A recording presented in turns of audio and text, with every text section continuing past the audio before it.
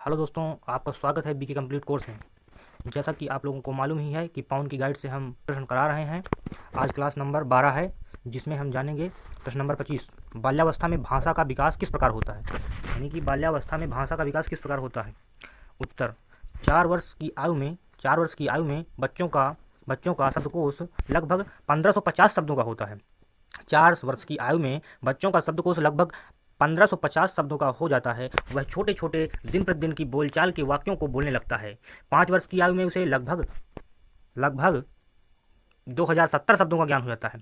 लगभग 2070 शब्दों का ज्ञान हो जाता है। वह स्पष्ट वाक्यों को बोलने लगता है। व्याकरण की दृष्टि से सही वाक्यों का उच्चारण करना उसे आ जाता है। वह 6 वर्ष की आयु में उसे लगभग 2560 शब्दों का ज्ञान हो जाता है। 2560 शब्दों का ज्ञान हो जाता है। सही व लंबे वाक्यों भी वह बोलने लगता है। सही व लंबे वाक्यों को भी बोलने लगता है। टर्मन और स्मिथ आदि मनोवैज्ञानिकों ने बच्चों के शब्द ज्ञान व उच्चारण की क्षमता पर अनुसंधान करके निम्नलिखित आंकड़े प्रस्तुत किए हैं, जो इस प्रकार हैं। आयु और शब्द भंडार को जानेंगे, यानी कि 10 माह में कितना शब्द भंडार होगा। एक वर्ष में 3, 2 वर्ष 6 माह में 272, 3 वर्ष में 896, 4 वर्ष में 1540। अच्छा, और मानेंगे 6 वर्ष में कितना होगा। 6 वर्ष में होगा 2500। फिर 8 वर्ष में 3600, फिर 10 वर्ष में 5400, इस तरह। ठीक है।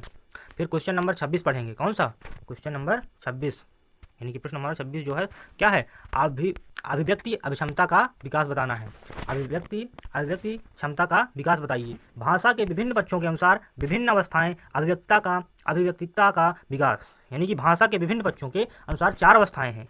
भाषा के विभिन्न पक्षों के 4 अवस्थाएं हैं। पहला है क्या, आकलन से क्या आशय है।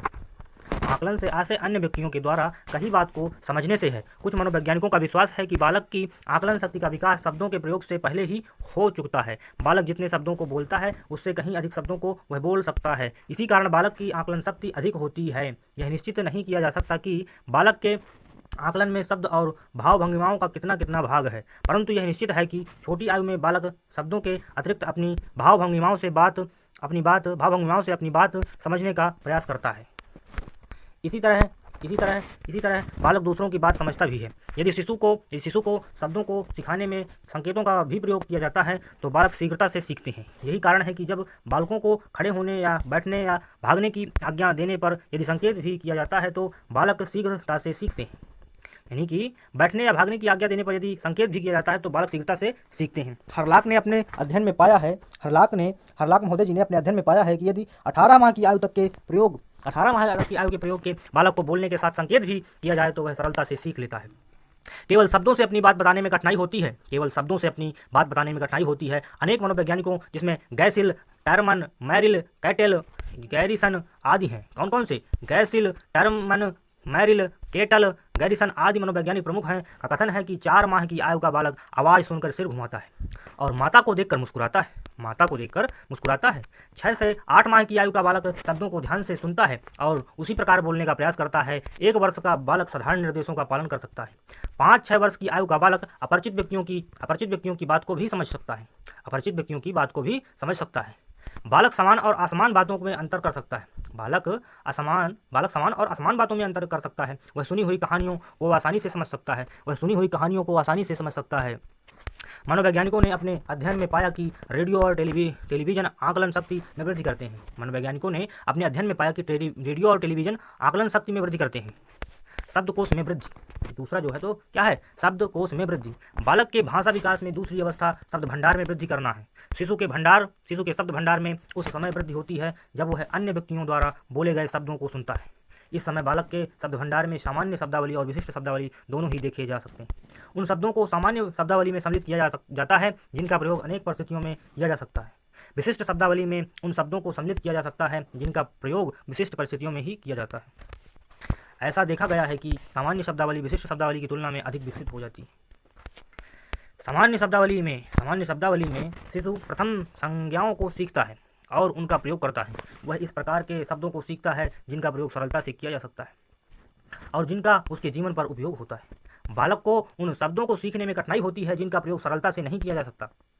बालक को उन शब्दों को सीखने में कठिनाई होती है जिनका प्रयोग सरलता से नहीं किया जाता और जिनका प्रयोग कम किया जाता है। शिशु सबसे पहले मामा, पापा, बाबा, नाना आदि शब्दों को सीखता है। जिन शब्दों का प्रयोग सरल होता है, 18 माह की आयु का बालक कुछ विशेषण तथा क्रिया विशेषण का प्रयोग भी सीख जाता है।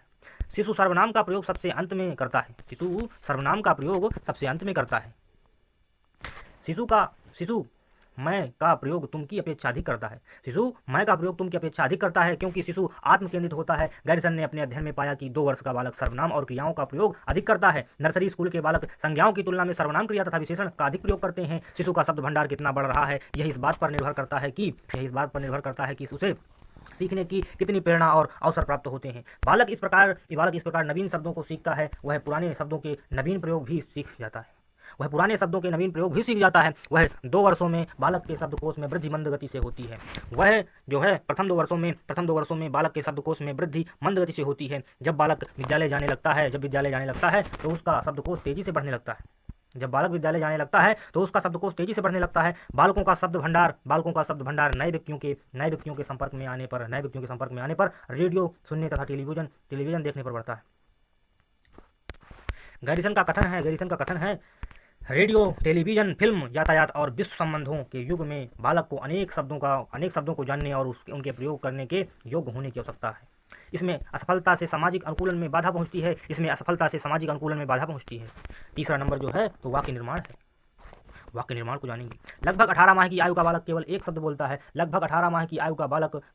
बोलता है। 2 वर्ष की आयु तक पहुंचते वह दो या अधिक शब्दों के अधूरे वाक्य बनाने लगता है। जब वह 4-5 वर्ष का हो जाता है तो वह मिश्रित वाक्य बोलने लगता है। 9 या 10 वर्ष की आयु तक वाक्य बनाने की क्षमता में काफी वृद्धि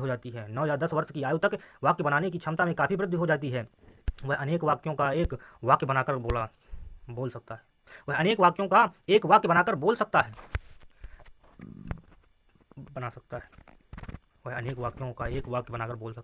ऐसे बालक जिनकी पारिवारिक पृष्ठभूमि उच्च होती है शब्दों तथा वाक्यों का प्रयोग अधिक कर सकते हैं। यह भी पाया गया है कि बालक वयस्कों से बातचीत करता है तो वह अधिक लंबे वाक्यों का प्रयोग करता है।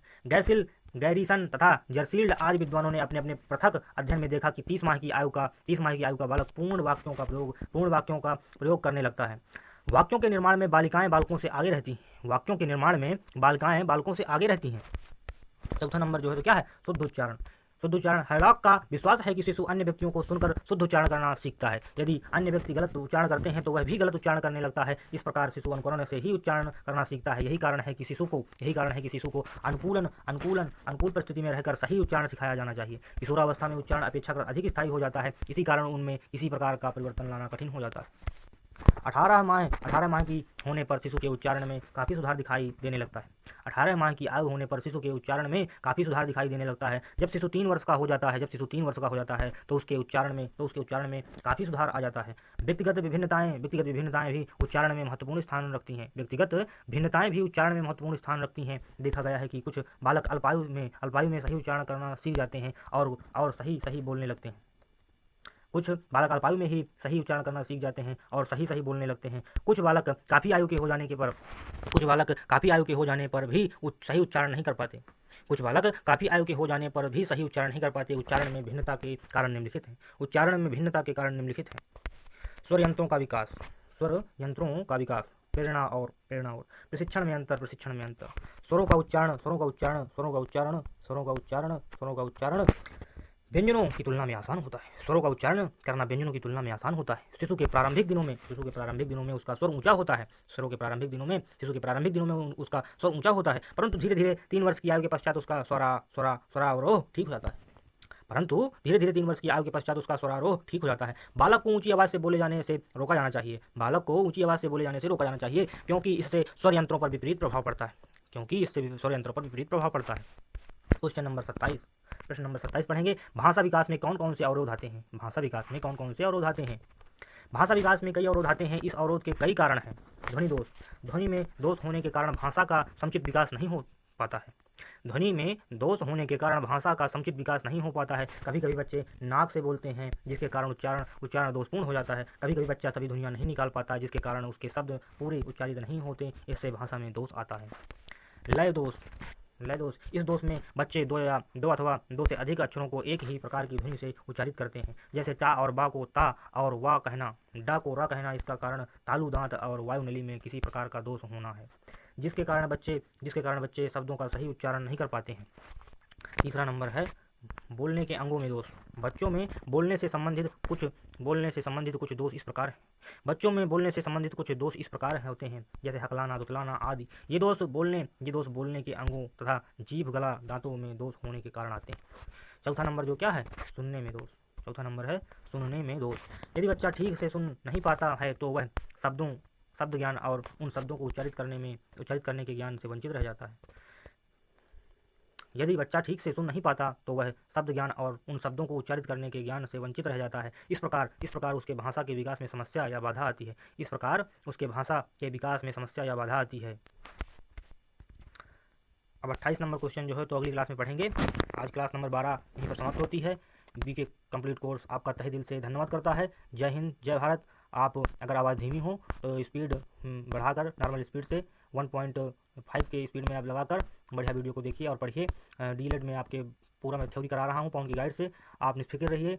मैं आपका पूरी बाल विकास, शिक्षण अधिगम, जो हिंदी है, सब गणित है, सब कराऊंगा। लेकिन आपको लाइक करना और सब्सक्राइब करना न भूलें, जरूर करें। जय हिंद, जय भारत।